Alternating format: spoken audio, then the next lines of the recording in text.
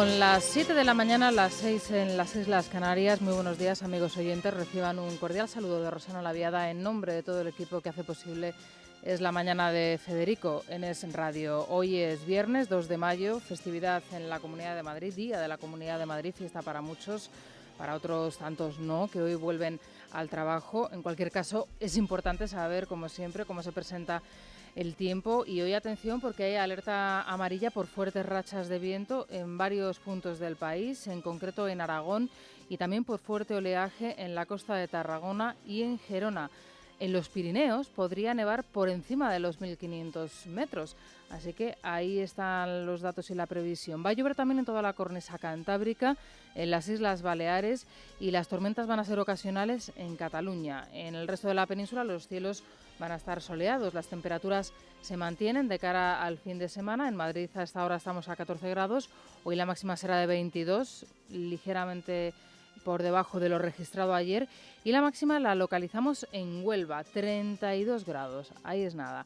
La mínima en León con 3 grados.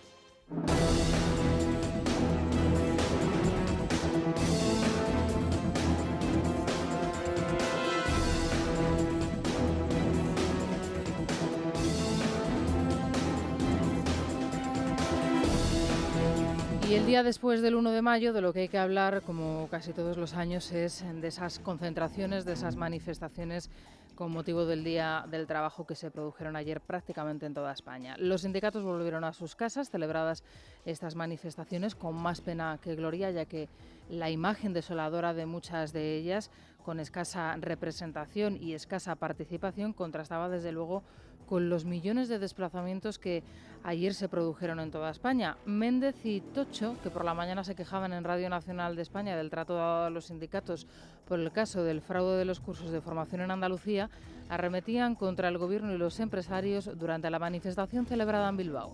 Esos empresarios que dicen estos son los ninis, dice. Yo digo de esos empresarios que son los incompetentes e impotentes. Estamos ante una inmensa operación de propaganda. Es una propaganda destinada a conseguir dos cosas: elevar las más estrechas expectativas electorales, y la otra, después de las elecciones, continuar a las andadas.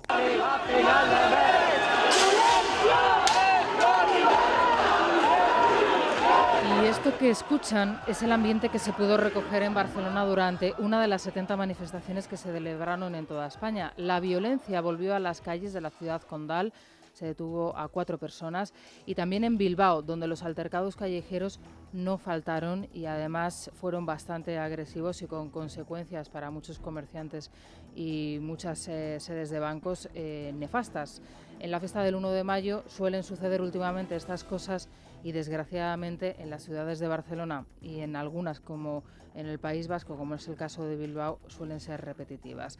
Con Maite Loureiro y Miguel Ángel Pérez vamos a iniciar el repaso por las noticias del Santander, un banco para tus ideas. Todos necesitamos crecer, las empresas también.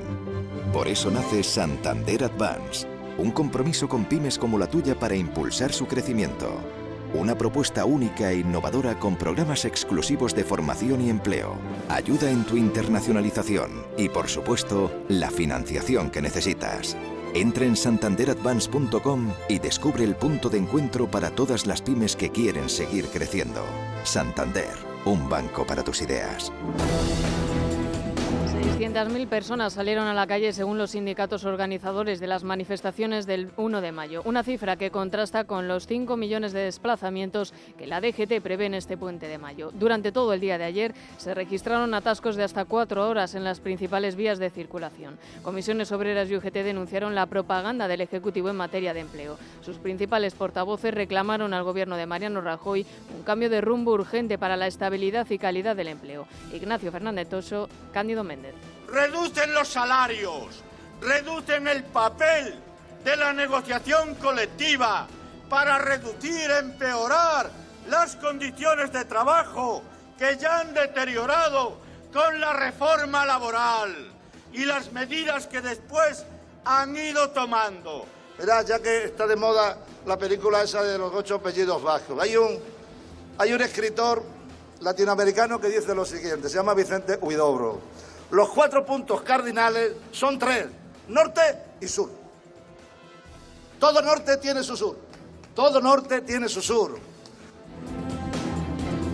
Bueno, nos imaginamos que hacía referencia a lo que está sucediendo en Andalucía y de lo que no quieren hablar los sindicatos. Luego tendremos oportunidad de recuperar lo que decían por la mañana tanto Cándido Méndez como Tocho sobre los cursos de formación en Andalucía, pero nos vamos a quedar en Bilbao, donde, como les comentaba anteriormente, no faltaron los altercados y los enfrentamientos con las fuerzas del orden. Lo mismo sucedió en Cataluña, donde la radicalización de este tipo de concentraciones es ya la tónica habitual. En las concentraciones de Bilbao primaron las icurriñas, las banderas republicanas y los cánticos en euskera. Aprovechando la manifestación, un grupo de unos 40 encapuchados atacó varios de los comercios y entidades bancarias del casco viejo de Bilbao. No se produjo ninguna detención. En Barcelona sí se produjeron detenciones. En concreto, 4 personas fueron retenidas por los altercados. Unas concentraciones donde el trabajo y la consulta independentista estuvieron muy presentes. Escuchen al secretario general de la UGT en Cataluña, José María Álvarez.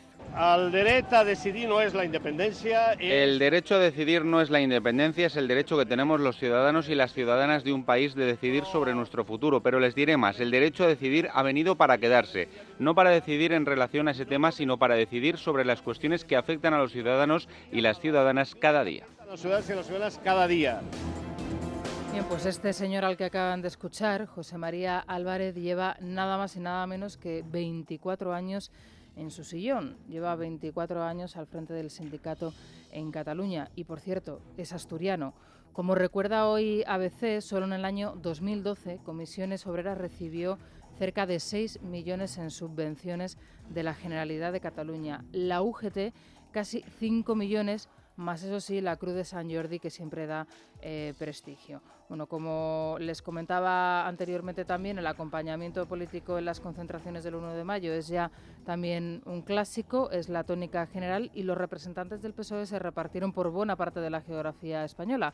En Bilbao acudió el número 2 de la lista a las europeas, Ramón Jáuregui, y siguiendo sus palabras estuvo Ketty Garat. Ketty, buenos días. ¿Qué tal? Buenos días. El número 2 del PSOE, Ramón Jáuregui, a las elecciones europeas arropaba ayer a los sindicatos porque cree que en pleno siglo XXI los trabajadores tienen motivos más que de sobra para salir a la calle. Considera Ramón Jáuregui que la realidad se encuentra en los datos de la EPA frente a la propaganda electoral del Ejecutivo y sus posibles bajadas de impuestos. Yo creo que son todo promesas falsas, promesas con tintes electorales, pero los datos reales son los que se han visto esta misma semana con la encuesta de población activa. El balance de 2 años de gobierno es más paro, más deuda, menos salarios o salarios más bajos y desgraciadamente también menos protección social. Ese es el balance de lo que desgraciadamente tenemos, esa es la realidad, lo otro es pura propaganda electoral. Desde Bilbao, Ramón Jáuregui reivindicaba así ayer los derechos de los trabajadores y la protección social que nos falta, decía, en la política española y en la europea.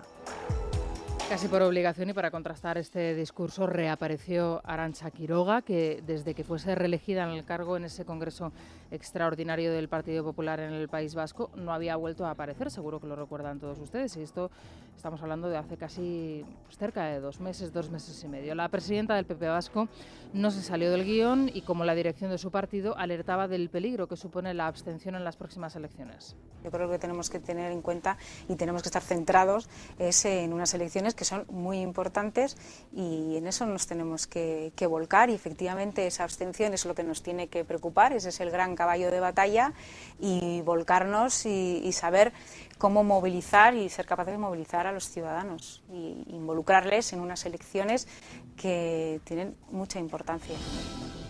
Bueno, pues ahí está Arantxa Quiroga reapareciendo meses después de su reelección como presidenta del PP vasco en ese congreso extraordinario del PP, y casi sin quererlo entra en campaña pues el liderazgo del Partido Socialista, el liderazgo en el Partido Socialista, mejor dicho, tras ese impulso dado en la campaña a la figura de Patxi López. Ya saben todos ustedes, se lo contábamos ayer, que el socialista vasco va a participar nada más y nada menos que en 17 mítines. Ayer volvía a la arena política, pero no era además el único que lo hacía. Patxi López alertaba del peligro que suponen las cifras de desempleo registradas en el País Vasco y denunciaba la quema de comercios y cajeros por parte de un grupo de violentos. Juan Carlos Rodríguez Ibarra hablaba de la celebración del Congreso y optaba por otro de los favoritos para la Secretaría General del partido, Eduardo Madina. Escuchamos a Patxi López y a Juan Carlos Rodríguez Ibarra. Un 1 de mayo en el que hay muchos motivos para la preocupación y para la reivindicación. De hecho, en Euskadi hay más de 178.000 personas sin empleo, lo que indica que las señales de alarma están encendidas y que todas las instituciones deben de tener como prioridad absoluta trabajar para crear empleo y para reactivar la economía, cosa que no estamos viendo. Eso es inaguantable para un partido como el mío y para la gente.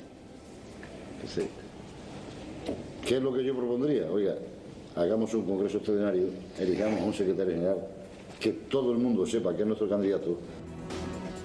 Y a estas palabras que pronunciaba Juan Carlos Rodríguez Ibarra hay que añadir lo que dijo posteriormente. Dijo: y ojalá sea elegido en ese congreso extraordinario Madina, que es, por supuesto, bueno, pues uno de los favoritos. También va a participar, va a tener mucha presencia en esta campaña europea. Creo que va a participar como en unos 8 o 9 actos y, como acaban de escuchar todos ustedes, bueno, les acabamos de contar, es el favorito de Juan Carlos Rodríguez Ibarra. Después de las elecciones europeas del 25 de mayo se hablará mucho del liderazgo del Partido Socialista, del liderazgo de Alfredo Pérez Rubalcaba en el Partido Socialista, y en función de los resultados que tenga Elena Valenciano, pues se hablará en un sentido o en otro. Pero entra en juego otro factor del que luego les vamos a hablar, y además detenidamente, y es el caso Faisán. De nuevo va a celebrarse una vista. En principio los socialistas querían que fuese después del día 25, pero como cuenta hoy en el diario El Mundo Fernando Lázaro, finalmente será para el próximo día 13, el 13 de este mes. Así que lo que suceda en esta vista, esa revisión del caso Faisán, puede ser letal, desde luego, para los socialistas, o no tener ninguna importancia. Luego se lo contaremos.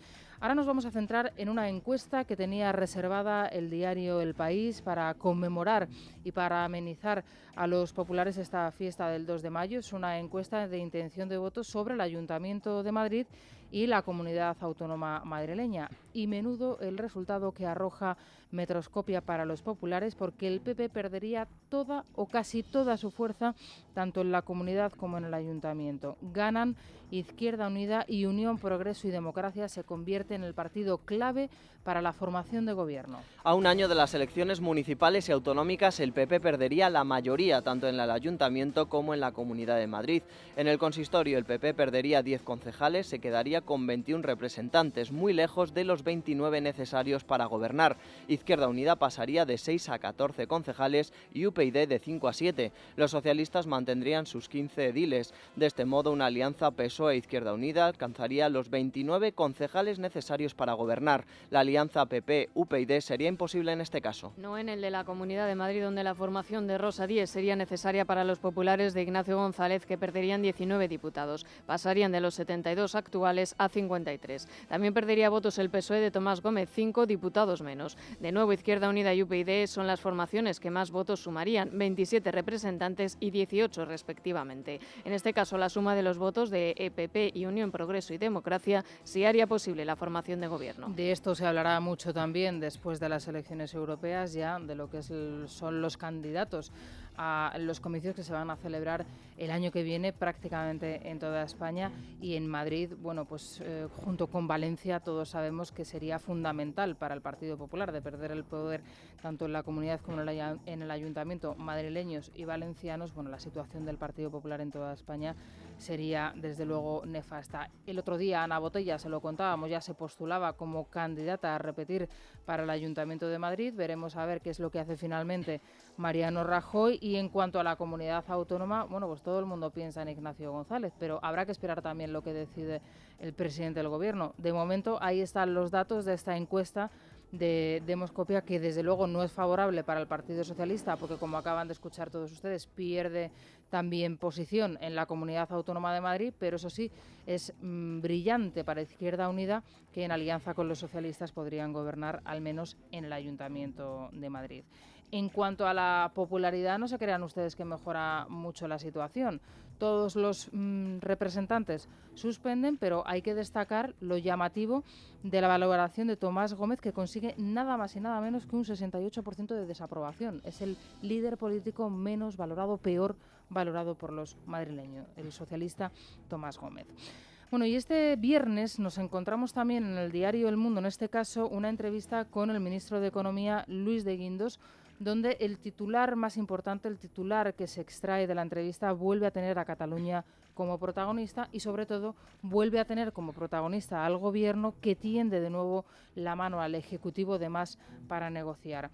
Mientras, como les venimos contando en las últimas horas, varias sedes del Partido Popular y del Partido Socialista de Cataluña han sido atacadas. En una entrevista en el diario El Mundo, Luis de Guindos se refiere a la situación de Cataluña, donde dice hay desafección. El ministro de Economía ha señalado que desde el Gobierno están dispuestos a negociar dentro de la Constitución. Además, defiende las ayudas del Estado a esta comunidad y afirma que el Gobierno español no va a abandonar a los catalanes. En Cataluña, por cierto, se han registrado nuevos ataques contra las sedes del PSC y el PP en los últimos días. En Barcelona, una sede socialista ha aparecido con una pintada en forma de diana y un local del PP ha sido apedreado. Mientras, el líder del PSC, Pere Navarro, ha enviado una carta a sus militantes explicando la agresión que sufrió después de que la Generalitat justificara el ataque. Tras la quema de una bandera española en el Ayuntamiento de Tarrasa, Navarro afirmaba que en Cataluña existe un clima de confrontación alentado por algunos líderes políticos. Yo no sé que si tiene alguna relación o no, pero es cierto que un determinado clima de confrontación que están siguiendo algunos líderes políticos y algunos partidos, lo que hacen es alimentar que determinadas personas usen determinadas maneras de actuar que evidentemente no son aceptables. Bien, y una fotografía, espectacular fotografía que hoy pueden ver en diferentes periódicos, en donde, referente a lo que sucedió ayer en Melilla, esa situación en la que durante horas estuvieron inmigrantes colgados de la valla y tuvieron que intervenir las fuerzas de seguridad del Estado, los guardias civiles, con gases, en este caso. Bueno, pues esa imagen espectacular que hoy pueden ver, por ejemplo, en las páginas del diario El Mundo, en su portada, o en las páginas del diario El País, están sirviendo de nuevo a varias ONGs para arremeter contra los agentes de seguridad en la valla. Lo que no se ve en las fotografías que han decidido publicar estos periódicos son los ataques que recibieron los agentes de la Guardia Civil. Ayer se denunciaba en esta misma casa, si lo hacían desde la Guardia Civil, que los inmigrantes están cambiando su manera de actuación. Ayer lo veíamos. Muchos de ellos les tiran ropas ardiendo, muchos de ellos les atacan, incluso fingen tener enfermedades que luego no tienen, fingen ser víctimas de ataques que luego no han sufrido, como corroboran los exámenes que les hacen posteriormente. En cualquier caso, las ONGs ya han utilizado estas imágenes, como pueden ver hoy en la prensa, para arremeter contra las fuerzas del orden y contra el Gobierno. Y de nuevo, bueno, pues situación límite en Melilla, donde las fuerzas de seguridad exigen al Ministerio del Interior que por favor cumpla con sus compromisos adquiridos. Cerca de 800 inmigrantes intentaron ayer saltar la valla en Melilla en 2 intentos. Unos 140 consiguieron entrar y 150 fueron devueltos a las autoridades de Marruecos. Durante el asalto, los agentes utilizaron gases lacrimógenos, sprays y extintores para evitar que los inmigrantes que se quedaron encaramados a la valla entraran en España. 12 agentes de la Guardia Civil y 5 inmigrantes resultaron heridos. Los inmigrantes llegaron a lanzar piedras, palos y camisetas ardiendo contra los agentes. El portavoz de la Asociación Unificada de la Guardia Civil, Javier Torrellas, pedía al Gobierno, en el programa En Casa de Herrero, más medios materiales y humanos. Es un trabajo, una labor ingrata, pero lógicamente hay que hacerla. Lo que tiene que hacer la Administración es lo que tiene que hacer. Volvemos al tema de los protocolos reales, pero sobre todo la implicación política a ambos lados de la frontera, y los medios materiales y humanos son necesarios. Se está viendo que son insuficientes. ¿Se ha intentado hacer cosas? Sí, pero son insuficientes, por supuesto. Bueno, pues ahí está el resultado y bueno, la lectura que hacen algunos medios, y la información desde luego se tienen que dar de forma completa. Hoy en ABC explican perfectamente lo que es la nueva manera de actuación de los inmigrantes, totalmente beligerante con los agentes. Muchos de ellos tuvieron que ser atendidos y lo que hacen estos inmigrantes es fingir ataques epilépticos, fingir que sufren agresiones para de este modo tener que ser trasladados en los hospitales, y una vez en los hospitales de Melilla, bueno, se comprueba que ni ataques epilépticos ni agresiones que fingían haber tenido.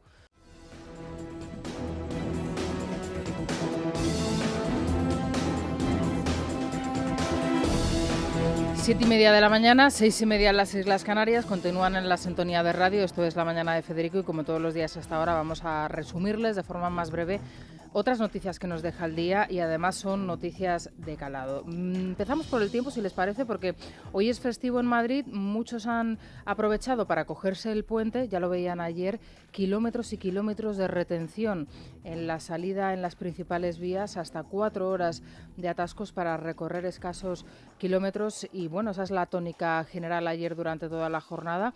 En principio hay alerta amarilla por fuertes rachas de viento en Aragón y también por fuerte oleaje en toda la costa de Tarragona, en Gerona y nevadas encima de los 1.500 metros de los Pirineos. Así que aquellos que quieran disfrutar todavía del esquí lo podrán hacer en algunas estaciones. Va a llover en toda la cornisa cantábrica, también en las Islas Baleares y las tormentas van a ser ocasionales en Cataluña. Los cielos van a estar soleados en el resto del país y las temperaturas en principio se van a mantener sin cambios durante todo el fin de semana, es decir, estables. En Madrid estamos con 14 grados hasta ahora, hoy la máxima será de 22, así que va a ser una jornada muy pero que muy agradable en el centro de la península. La máxima se registrará en Huelva, allí se podrán bañar, 32 grados, y la mínima en León con 3 grados. Ese es el panorama para el día de hoy. Y en cuanto a las noticias, bueno, pues una información que les viene contando desde el día de ayer libertadigital.com y es esa iniciativa de Gabriel Moris que ha conseguido otros miles de firmas para pedir que se reabra la investigación del 11M. Han presentado estas firmas junto con una carta que enseguida les vamos a hablar de su contenido. Y bueno, veremos a ver cuál es la respuesta del Ejecutivo en este caso. También en plena campaña electoral, el Tribunal Supremo va a revisar el próximo 13 de mayo, no después de las elecciones, sino en mitad de la campaña electoral, lo que es el caso Faisán. Bueno, lo que podría salir de esta vista ya se lo contaremos, pero en principio la celebración de la vista en el Supremo sobre un caso que afecta directamente a Rubalcaba y a buena parte de la cúpula de Interior durante los gobiernos de Zapatero, bueno, pues tendrá mucho que ver e incluso podría influir en el resultado electoral. De hecho, los socialistas han intentado que esta vista no se produjese en plena campaña, pero no han podido conseguir nada. Las últimas palabras del rey que nos llegan desde Bahrein, de nuevo hablando de la recuperación económica en nuestro país y, por supuesto, ya las consecuencias, lo que está sucediendo en el Reino Unido sobre la detención, ante la detención del líder del Sinn Féin, Gerry Adams. Se lo vamos a contar en titulares ya con Mariano Alonso y Tania Lastra. Gabriel Moris, que perdió a su hijo en el tren que explotó en la calle Tellez, y otros 56.000 firmantes solicitan por carta que se reabra la investigación del 11M. Insisten en que el sumario se ha cerrado en falso y piden que se investiguen los puntos oscuros de un caso del que solo conocemos, dicen, el número de víctimas y nada de los autores. Por ello, hace meses que Moris ha registrado una petición en change.org donde ha recogido más de 56.000 firmas que ha remitido en 3 cartas a Presidencia del Gobierno, de la Audiencia Nacional y del Congreso. En plena campaña electoral, el Tribunal Supremo revisará el próximo 13 de mayo, día del debate entre los principales candidatos, Miguel Arias Cañete y Elena Valenciano, la sentencia de la Audiencia Nacional que condena a 1 año y medio de prisión y 4 de inhabilitación a los 2 policías acusados del chivatazo a ETA en el bar Faisán en 2006. Enrique Pamies y José María Ballesteros fueron acusados por un delito de revelación de secretos. Si el Supremo encontrase además delito de colaboración con banda armada, ambos ingresarían en prisión. El rey augura en Bahrein un futuro prometedor para la recuperación de la economía española. Don Juan Carlos volvió a pronunciar un discurso en inglés después de firmar 2 acuerdos bilaterales sobre defensa y turismo. La economía española está llegando a la cima de la recesión. Es dolorosa la gran pérdida de puestos de trabajo, pero ahora estamos ante un escenario de crecimiento más prometedor como resultado de una estricta política de consolidación fiscal. Bien, y en el Reino Unido les tenemos que hablar de las consecuencias de esa detención del presidente del Sinn Féin, Gerry Adams, que ha avivado la tensión existente entre los unionistas y los republicanos. Nos cuenta más detalles nuestra corresponsal en Londres, Celia Maza. Buenos días. Buenos días. La detención de Gerry Adams en relación con uno de los asesinatos más notorios del conflicto de Irlanda del Norte ha reanudado los temores sobre el futuro del proceso de paz en la región. El presidente del Sinn Féin fue arrestado después de entregarse voluntariamente la noche del miércoles en la comisaría de policía de Antrim. Durante todo el día de ayer fue interrogado sobre el asesinato de Jane McConvey, cometido en 1972. La católica, viuda y madre de 10 hijos, fue la única mujer a la que el IRA hizo desaparecer su cuerpo de la faz de la tierra. El republicano siempre ha admitido su pertenencia a la banda terrorista, pero sobre este caso en particular se considera inocente. El episodio ha reabierto heridas entre católicos y protestantes. Prueba de ello es la intensa tensión que se vive en el seno del gobierno de coalición de Belfast. Martin McGuinness, viceprimer ministro y número 2 del Sinn Féin, denuncia que el arresto atiende a una clara motivación política al producirse a 3 semanas de las elecciones europeas, pero tanto Peter Robinson, ministro principal del gobierno de la región, como el primer ministro británico David Cameron o el irlandés Enda Kenny, que también ha entrado en el proceso, niegan cualquier interferencia. La familia de la víctima ha expresado su satisfacción con la justicia, pero muchos temen ahora que la detención de un político que jugó un papel vital en el proceso de paz amenace ahora con desestabilizar el acuerdo político en la provincia. Bueno, y un asesino reconocido en este caso también. Ahí está, aunque fuese hace 40 años, la mujer católica, madre de 10 hijos, bueno, pues asesinada y desaparecida. En este caso se cree que el autor fue Gerry Adams, que por cierto ayer negaba cualquier tipo de... aseguraba, ¿no? Decía que su detención se debía al interés político. Ayer David Cameron defendía la independencia de las autoridades en el Reino Unido.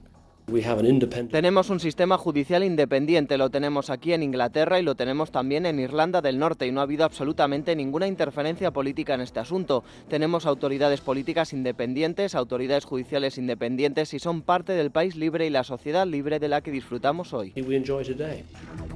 Pues les hablábamos hace unos instantes de esa encuesta sobre candidatos, en este caso al Ayuntamiento y a la Comunidad de Madrid, que publica hoy el diario El País. Después de las elecciones europeas comenzará, entendemos, que el goteo de las candidaturas en las diferentes provincias y comunidades autónomas de cara a esas elecciones del año que viene. Y bueno, uno de los puntos clave es Valencia y dentro de Valencia, Alicante. Hasta el momento ahí estaba su alcaldesa, Sonia Castedo. Novedades en torno al caso Brugal y además importantes. La alcaldesa de Alicante, Sonia Castedo, presenta en las Cortes Valencianas su renuncia al escaño como diputada del Partido Popular. Es la cuarta dimisión que sufre este grupo en los 2 últimos meses, a raíz de las exigencias fijadas por el presidente Alberto Fabra para los diputados imputados en causas judiciales. Durante esta legislatura, 21 imputados en el caso Brugal han renunciado a su aforamiento. El presidente valenciano decía respetar la decisión de Castedo. Hasta que no se produzca el registro de entrada de las Cortes, lo único que decimos es que es una decisión personal y que desde luego cuando realmente se produzca haremos la valoración pertinente, pero siempre es una decisión personal de cada uno de los diputados. Yo me preocupo de hoy y de mañana y tenemos estrategias y planificación, pero esas cuestiones tiempo al tiempo. Dejemos trabajar a la justicia, que es lo que hay que hacer, y hablaremos de este tema cuando haya que hablar. Muere apuñalado el rapero dominicano Monkey Blanc tras una pelea callejera en Barcelona. Leonardo Michael Flores Ozuna, de 27 años, salía de un bar en Sant Adrià de Besòs cuando se inició una fuerte discusión que terminó con su muerte. La policía busca a los 2 homicidas que huyeron. El ministro de Cultura de la República Dominicana ha mostrado sus condolencias. El David de Miguel Ángel sufre fisuras en la parte superior de sus piernas y en el torso de la escultura. Según ha revelado un estudio, la causa de que el mármol se esté quebrando es la inclinación de 5 grados de la obra, provocado por la escasa uniformidad del podio sobre el que se ubicó la escultura entre 1504 y 1873, un periodo en el que se sitúa al aire libre frente al Palacio Viejo de Florencia. Bueno, pues ahí están las noticias que nos llegan. Han pasado años, la verdad, pero bueno, ahí están esas leves grietas que no se sabe además cuánto tiempo llevan. Son las 7:38, 6:38 en Canarias. Nos vamos ya al resumen de la prensa económica con La Caixa. Fátima Fernández, emprendedora. A la gente que está dudando si montar algo, si se lo está pensando, que no se lo piense más y que lo haga. Hay que quitarnos un poco la idea de crisis, de miedo, hay que animarnos. Si tienes un proyecto personal o profesional, cuenta con nosotros. Microbank, Banco Social de La Caixa. Luis Fernando Quintero, buenos días. Muy buenos días, Rosana. Bueno, ¿cómo se presenta hoy la prensa económica? Pues mira, yo he ido a las portadas de la prensa económica un poco viendo a ver qué traían de los sindicatos del 1 de mayo, de esas manifestaciones bastante poco numerosas ayer en Bilbao, en Madrid o en otras ciudades españolas. Y para mi sorpresa únicamente he encontrado destacado algo sobre el asunto en el diario 5 Días, donde escogen la foto de la manifestación en Madrid como foto de portada, pero Mundo, con un titular que, bueno, pues tiene algo que ver, pero que tampoco refleja nada de lo que sucedió ayer. Los salarios subirán un 0,2% este año y un 0,6% el próximo. En el resto de portadas de los sindicatos vemos prácticamente nada, alguna mención pequeñita. En El Economista arriba, los sindicatos denuncian que si no se crea empleo, la recuperación no es real, dice este diario, y en Expansión tan solo Tojo y Méndez alertan de una falsa recuperación sin empleo de calidad en un breve en la columna izquierda en el sumario. Es decir, como se puede ver también en la prensa generalista, cada vez este 1 de mayo ocupa menos espacio en los diarios especializados en este caso. En cuanto al resto de información, muy destacado en Libre Mercado un informe de Manuel Llamas: España descansa sobre los hombros del 30% de la población. Hace un análisis a partir de los datos de la EPA, Manuel Llamas, en el que estima cuál es el número de personas que realmente están trabajando, pero en el sector privado, que es el que financia al resto, al sector público y a los pasivos, a jubilados, a aquellos que están cobrando los subsidios por desempleo, en fin, a las familias dependientes, en fin, a todo lo que es el resto de la economía. Al final el saldo es que solo el 30% de la población española, unos 14 millones de personas, son los que están soportando con el otro 70% de la población para financiar todos los servicios públicos, financiar a todos los pasivos e incluso a todo el resto de la población que es algo más de los 2 millones de personas, casi 3 millones de personas que están ocupando puestos en el sector público cobrando del erario. Claro. Bueno, eso sí que es un equilibrio que parece imposible, ¿no? Hablábamos de las grietas del David de Miguel Ángel porque está desequilibrado, ¿no?, su sostén. Esto parece inviable realmente. Aquí es donde está el quid de la cuestión en lo que a la recuperación de la crisis se refiere. Por eso el empleo es algo tan importante y por eso el fomento del empleo desde el sector privado es la clave para poder encontrar la sostenibilidad en este sistema. Pues ayer, si alguien atacaron los sindicatos, fue desde luego a los empresarios en esas concentraciones, como suele suceder. Es la retórica de siempre: el capital es el malo, el Estado es el bueno, hay que impulsar todo desde el sector público, más inyección de dinero. No sé de dónde piensan los sindicatos que sale el dinero, voy a ser malo, incluso el de los cursos de formación que ellos mismos gestionan, por ejemplo en Andalucía, que no se mencionó para nada, siendo la región con más paro de nuestro país. En el diario Expansión siguen con el asunto de Repsol. Hoy dicen: Pemex se plantea dejar Repsol tras 30 años en la compañía. La verdad que Antonio Brufao, el presidente de la primera petrolera española, hizo un movimiento de ficha muy significativo, colocó a Josu Jon Imaz como consejero delegado del grupo, de la petrolera, algo que a Pemex, a la mexicana en Repsol, no le gustó nada. Recordemos que Pemex ha estado tratando de llevar a cabo una estrategia dentro de la petrolera que fuera destinada a dividir la compañía y venderla a trocitos. En la última Junta General de Accionistas fue la única nota discordante. Hay que decir que con un respaldo casi unánime del resto del accionariado a la gestión de Brufau y con críticas importantes también durante aquella junta a las acciones que estaba llevando a cabo Pemex. Y bueno, pues ahora, después de este nombramiento, parece que Pemex podría desprenderse de ese 9,5% que mantiene la petrolera, 9,5% de las acciones. Veremos en qué continúa esto. De todas maneras, el caso de Pemex en Repsol cada día se parece más a un culebrón, no sé si mexicano o venezolano, pero desde luego es muy interesante porque entraña otro tipo de relaciones, ya que, según cuenta Expansión, desde Moncloa no estarían muy contentos con esta operación, ya que se mantienen negociaciones con el gobierno mexicano que esto podría entorpecer. Entonces, veremos en qué queda, seguiremos muy pendientes. ¿Algún titular rápidamente más que quieras destacar, Luis? En El Economista, las ventas de lotería suben por primera vez en la crisis, una buena noticia, y una noticia que me ha llamado mucho la atención. El crédito a familias y al consumo crece a ritmos del 30%. Parece que los datos de morosidad bajan, parece que la solvencia de la demanda sube en lo que a crédito se refiere, y esto se está traduciendo en más crédito y de mayor calidad. Bueno, pues a ver si se sostiene o al menos se confirma ese porcentaje, ¿no?, o ese ritmo. O a ver si esa solvencia es realmente solvente. Sí, bueno, Luis, hoy sí hay bolsa, ¿no? Hoy hay bolsa y la contaremos a las 9. A partir de las 9. Muchas gracias. Hasta aquí el resumen de la prensa económica. Nos vamos a los deportes. Fátima Fernández, emprendedora.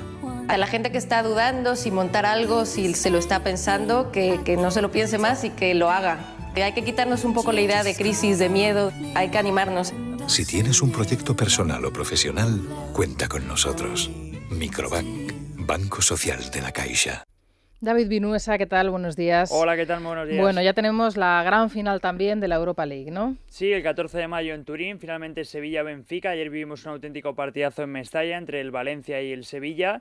Llegaba el conjunto andaluz con un 2-0 de renta del partido de ida, un partido que fue bastante polémico con alguna decisión, un gol en fuera de juego de Envía, que precisamente fue el protagonista de ayer, con un gol en el último minuto, en el último instante, en el tiempo de descuento, dio 5 el árbitro, y justo cuando ya el Valencia había conseguido lo más difícil, que era ponerse 3-0, con goles de Fegulí, Jonas y Matí, llega ese gol de Envía, que Unai Emery, el técnico del Sevilla, se recorrió prácticamente todo el campo de su ex equipo para celebrar el tanto que le da ese pase a la final frente al Benfica, que tiene una maldición, una curiosidad, porque hace tiempo, en el 62, su técnico en la última Copa de Europa que ganó el Benfica, Bela Goodman, que era el técnico por aquel entonces, se marchó del Benfica y dijo: nunca volverán a ganar un título europeo sin mí. Ha jugado 8 finales europeas y ha perdido las 8. Así que para el Sevilla una buena maldición de cara a esa final del 14 de mayo. Ya sabes que las maldiciones a veces se rompen también. Sí, ya le toca sobre todo al Benfica porque lo ha pasado muy mal. Esperemos que no sea esta la ocasión, esperemos que no sea esta la ocasión. Bueno, en el Madrid, incorporaciones, ¿no?, de jugadores que estaban lesionados. Sí, todo va bien en el Real Madrid, está luchando por la Liga, este fin de semana tiene un partido muy importante y recupera a Arbeloa, que es el lateral derecho del Real Madrid, que se va a jugar la Liga frente al Atlético de Madrid, se va a jugar la Champions frente al conjunto rojiblanco, así que una buena noticia porque Carvajal lleva una carga de partidos muy amplia y ahora puede rotar un poco más en ese lateral derecho Carlo Ancelotti. Vamos a ver qué decisión toma, si juega ya de inicio Arbeloa frente al Valencia, que como te digo ayer perdió en la semifinal de la Europa League, va a llegar moralmente destrozado al Bernabéu, así que lo tiene más fácil que en otras ocasiones el Real Madrid frente al Valencia para sacar los 3 puntos y achicar un poco con el Atlético de Madrid, que está líder, que tiene un partido muy importante el domingo a las 5 frente al Levante, el Madrid a las 9 frente al Valencia en el Bernabéu, a las 5 el Atlético de Madrid frente al Levante en Valencia.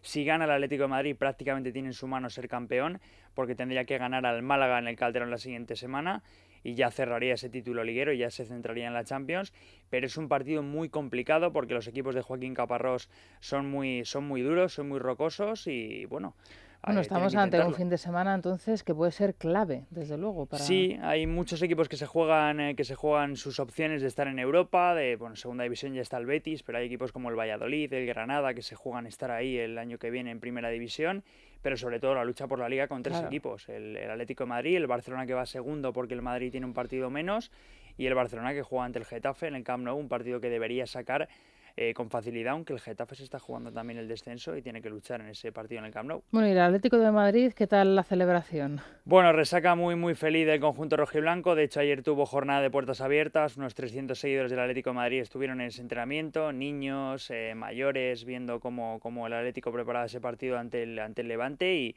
la verdad es que todo felicidad, salvo Cebolla Rodríguez, que tiene un problema muscular en los isquiotibiales de su muslo derecho y parece que no va a estar en ese partido ante el Levante. Todavía no está confirmado esa baja, tendrá esa lista de convocados mañana, pero ahora mismo es seria duda, pero por todo lo demás el Atlético de Madrid como el Real Madrid están en perfectas condiciones para afrontar el último tramo de la temporada. ¿Y en el Barça qué dicen los jugadores? Bueno, en el Barcelona últimamente y lamentablemente están más pendientes de homenajes a Tito Vilanova. Va a haber un homenaje este sábado frente al Getafe, a las 4 juegan en el Camp Nou, va a haber un vídeo, un tifo, todo en apoyo a la familia de Tito Vilanova y bueno, tiene opciones todavía el Barcelona de conquistar la Liga porque está a 4 puntos del Atlético de Madrid y juega frente al conjunto rojiblanco en el Camp Nou en la última jornada, pero bueno, es un año muy complicado, han perdido prácticamente todo y encima han perdido a su exentrenador, a Tito Vilanova. Bueno, pues David, vamos a estar muy pendientes de lo que suceda este fin de semana. Muchas gracias. El lunes lo contamos todo, con todo lujo de detalles y por supuesto este fin de semana. Gracias. Perfecto, gracias. Hasta aquí los deportes. Se van a quedar ahora con las noticias más cercanas, lo mejor de su comunidad, lo más cercano, y nosotros a las 8 regresamos con las noticias y la tertulia aquí en Es la Mañana de Federico, en Es Radio.